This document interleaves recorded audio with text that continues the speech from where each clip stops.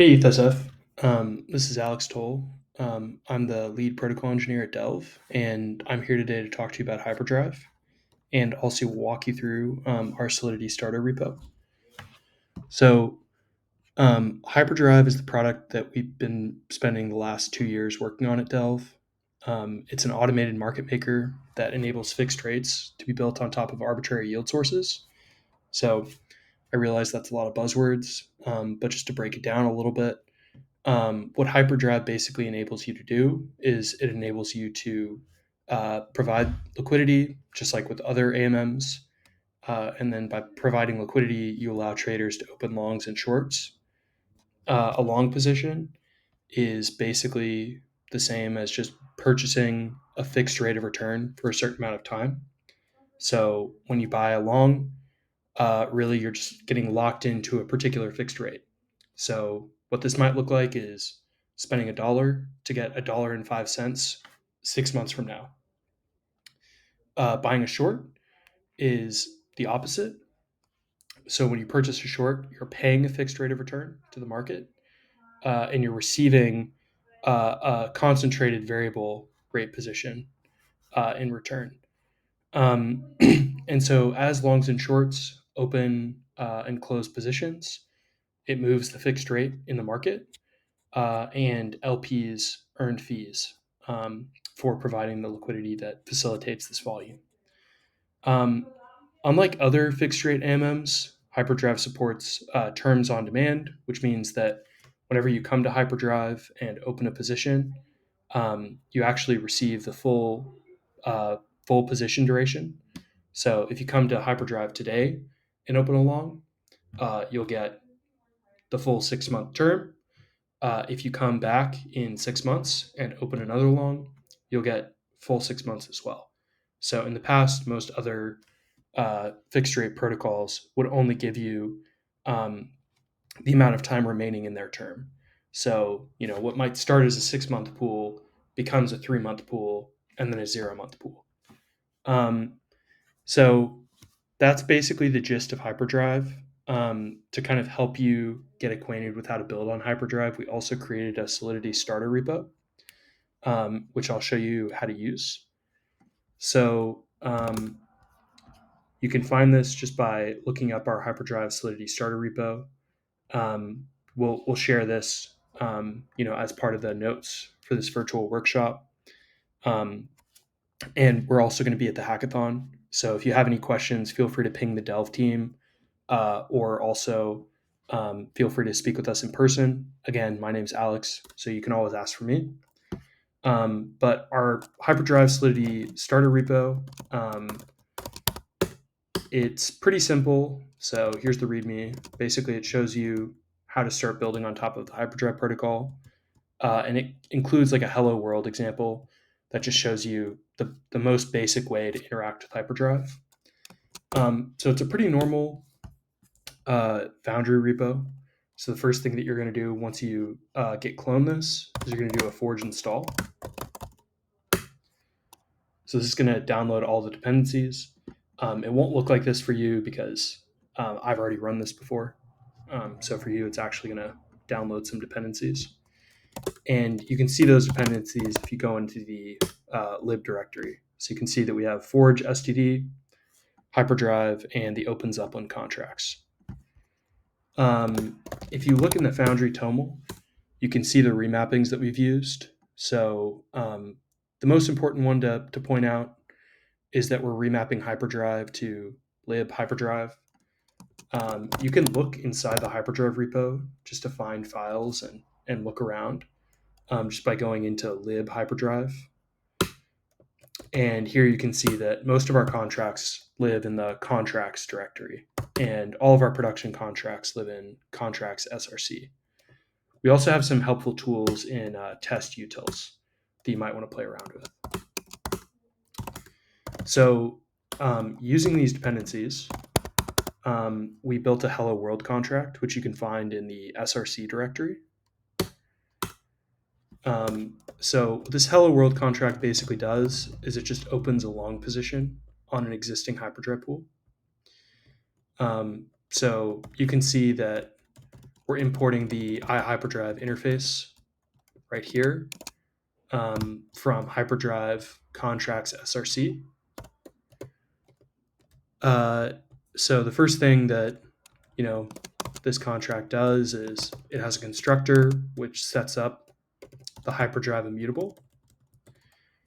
And this is going to be used to actually open the long.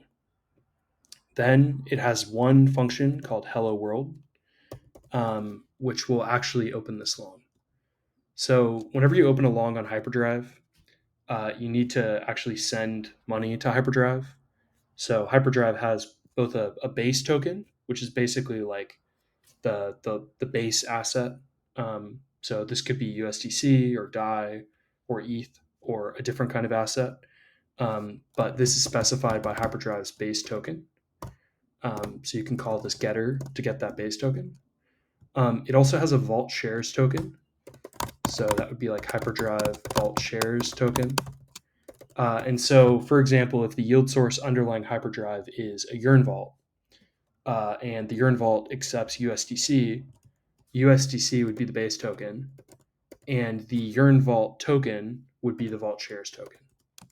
So different Hyperdrive pools accept different assets, and you can look at that on a case-by-case basis. But in this case, we're just going to kind of assume that this is a USDC yield source. So our base amount is going to be $100. It's E18 because there's 18 decimals for this base token. And then because this contract is going to be opening the long, we're going to transfer funds from the message.sender into this contract. And then we're going to approve Hyperdrive to spend the funds that we just transferred into this contract. Now we're going to open the long. So if you read through the iHyperdrive interface, you'll see what these different parameters do. You can also ask me. I'm happy to elaborate over the course of the hackathon. But the gist is the first entry, this is like the amount of money that you're going to be paying. So you could also say this is like the base paid. This is the minimum output that you expect. So if Hyperdrive prices out your purchase and you end up with less than this amount, it's going to revert. So this is a slippage guard. And then these other parameters are specifying things like the minimum vault share price, which asset you want to use when you're depositing, where you want the funds to go, and any extra data that should be submitted. So, like I said, feel free to ask me questions if you have any about the details of this. But this Hello World should get you set up for how to use pools like the SDI pool. And then finally, once we've opened the long, we're going to log some data about maturity time, the long amount, and the realized rate.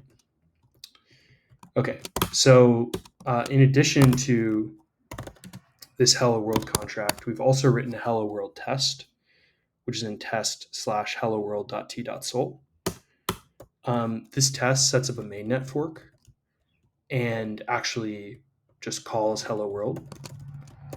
So, if you want to get a repo set up with a mainnet fork, you can use this as just an example of how to do that. In order for this to work, you're going to need to supply the mainnet RPC URL. So in the README, it talks about how you need to fill out this .env.template and copy this into a .env file. So make sure you do that first before running the test, or else it won't run.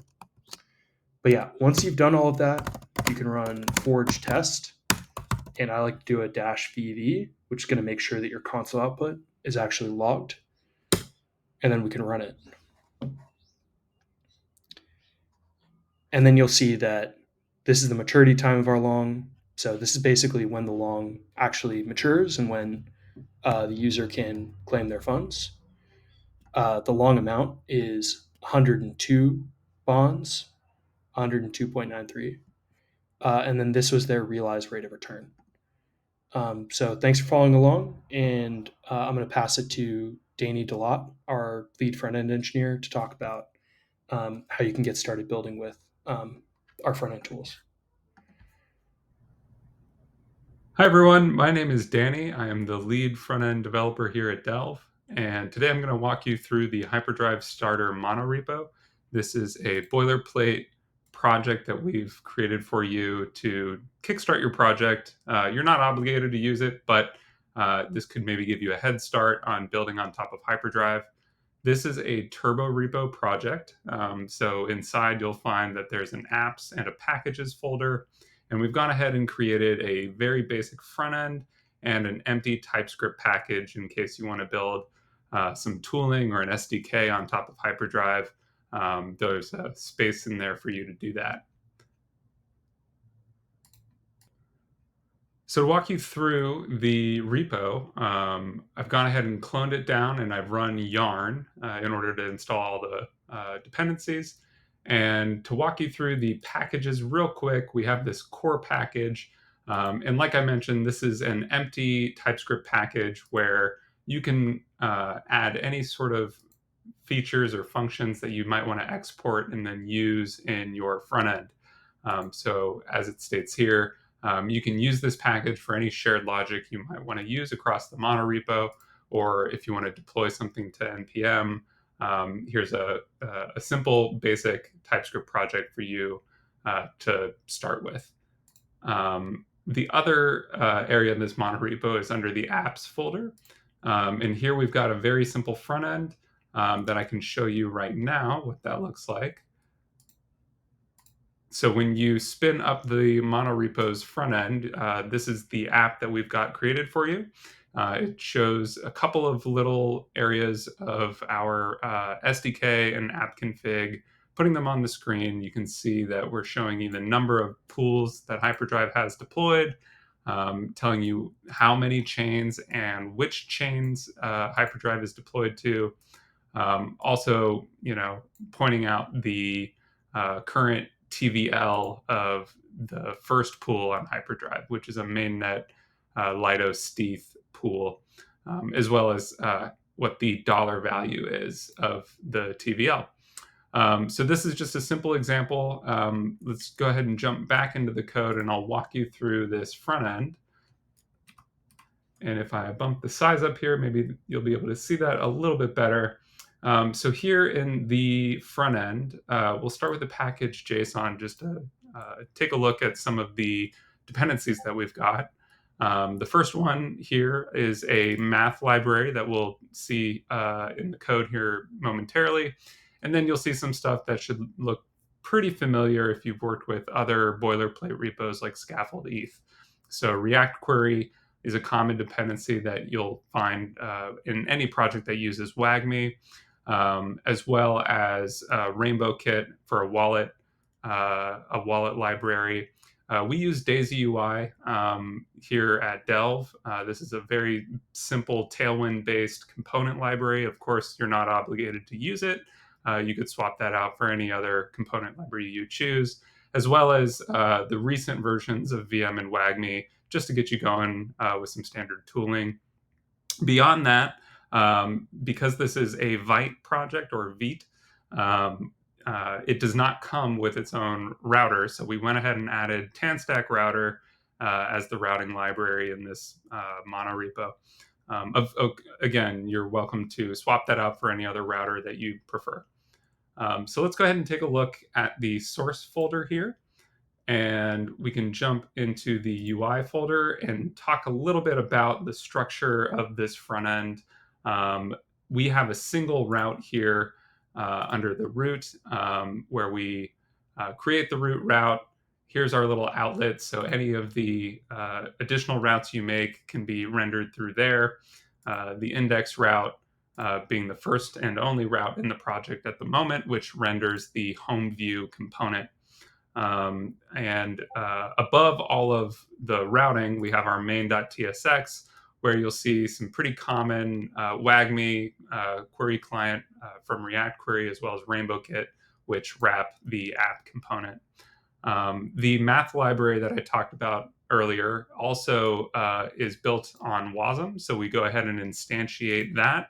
And then anywhere we want to use this math library, we can import the dependencies we need, knowing that it's already been initialized. So let's go ahead and take a look at the home view real quick. The home view is the only route, like I mentioned, which is going to render all of the stuff you saw in the browser just a second ago. And I want to talk a little bit now about the app config package and our Hyperdrive SDK package. So real quickly, the app config package, as just sort of a standard practice in Web3, anytime you have a bunch of static information like metadata about tokens, like decimal, name, symbol, icon, URL, those types of things, we've gone ahead and captured those in a package that we call app config. So if you're looking for any sort of information that's static, you'll be able to grab it off of the app config, and you won't need to call the smart contracts to get those things. Again, this is just another thing available to you. You don't have to use it in your project, but I wanted to just make this available for folks who are interested. So you can read the comments above each of these lines. When you clone the repo, it'll be here for you. But as you can see, we go ahead and import the mainnet app config, and then we pull off the hyperdrives. However, there's a bunch of other goodies in here that you could explore, like the tokens. So this would be things like ETH and USDC and all the other tokens available in Hyperdrive, along with their static metadata. So for the hyperdrives that we've got, we can then loop over the hyperdrives and grab the chain that it's deployed to. And then using a simple JavaScript set, we can use that to just get the list of unique chains, and just continue parsing data out of the app config as we need it. So going off of the first hyperdrive in the list, we can extract the base token for this hyperdrive using this find base token selector. And again, this comes from the app config package. And we've got a couple of other selectors available to you that you can explore that are also documented in this package.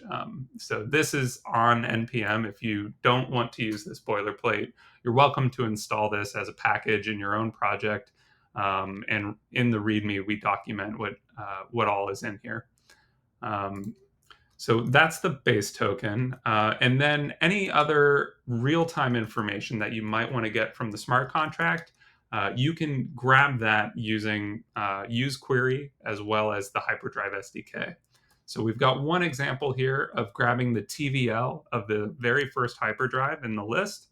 And let's go ahead and take a look real quick at what this hook looks like.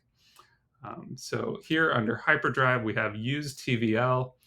And this is a really simple hook. The read hyperdrive is our SDK instance. And we have hooks for read hyperdrive and read write hyperdrive. In the event that you want to make a transaction, you'll use read write hyperdrive. If you just want to grab some read-only data, you can simply use the read hyperdrive. And this means you'll be able to build a front end that doesn't require you to have your wallet connected in order to simply read from the chain. So in this example, the read hyperdrive that we get is an instance of read hyperdrive, and then we can easily just use query from React query to make this call and get back a promise of, in this case, the total value present in the pool. And so this will return a promise of a big int, and using the use query hook, the data and the status fields can be returned from the hook and then used in our React component. So if we come back here to our home view, that's how you can interact with the SDK. And then other stuff we've got here is a use token fiat price. Again, this is just for an example. And if we go to definition on this one, you'll see that it's simply another use query hook where the query function is making a call to DeFi Llama to get a token price. So let's go ahead and go back to our home view here. And just to summarize, one last thing to point out that I mentioned with the math library uh, is if you get to the point where you're using big ints and then you need to do different math operators on them, that's where this fixed point library really shines. So in this example, we're using the fixed point library to take our big int, which is just a TVL number, knowing that the first hyperdrive here is the Steth hyperdrive, then we know that the TVL here is priced in terms of ETH, and ETH is an 18 decimal number. However, if we wanted to show the price of ETH, as you can see here, we have this formatted to only 4 decimal places, just for the sake of display purposes. And so our app config, when we grabbed the base token, one of the bits of metadata on this base token is a places field. And this will tell you how many places are relevant to show for display purposes. So using our fixed point library, we can simply call format and say we want to display a certain number of decimals after the decimal point, and that'll be we can find that by looking it up in the app config for what the number of display places is relevant for this token. If you were to take a look at other hyperdrives, like for example a USDC hyperdrive, the base token's places value would probably be like 2 places. So you can use this to kind of show a better display, better rounding and better display value for different amounts.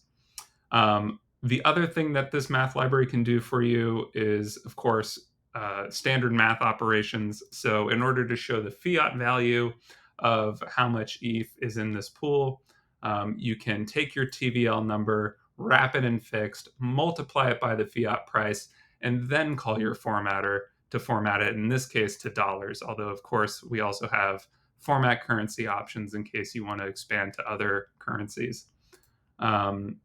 So to summarize here, just with what we've got in the JSX now, we have our connect button, which is simply a Rainbow Kit dependency.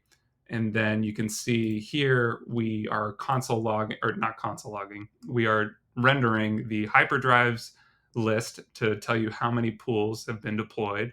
We can extract the unique chains and look at the number of unique chains that are on this set to get the definitive number of chains we've deployed to. We can also join the unique chains by name and display that. And then just kind of standard React pattern here. We can display the first pool, the name of the first pool. We can grab the metadata from that and display it. We can grab the chain of that hyperdrive, looking up the chain metadata, which is this chain config, and grab the name off of that to display it.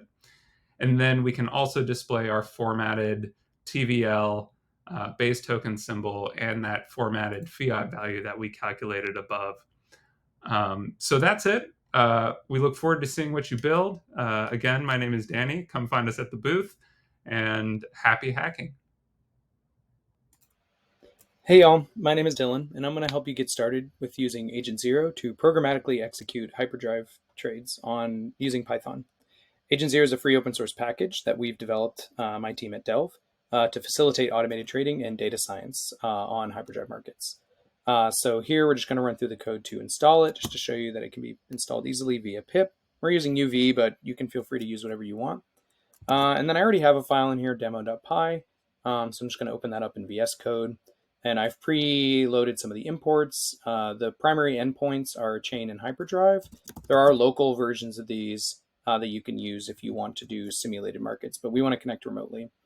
I already have my RPC URI set up. This is pointing to a local chain that's running on my computer, but you can point it to your Anvil instance or whatever. So we need to instantiate the Chain and Hyperdrive objects. That's pretty straightforward.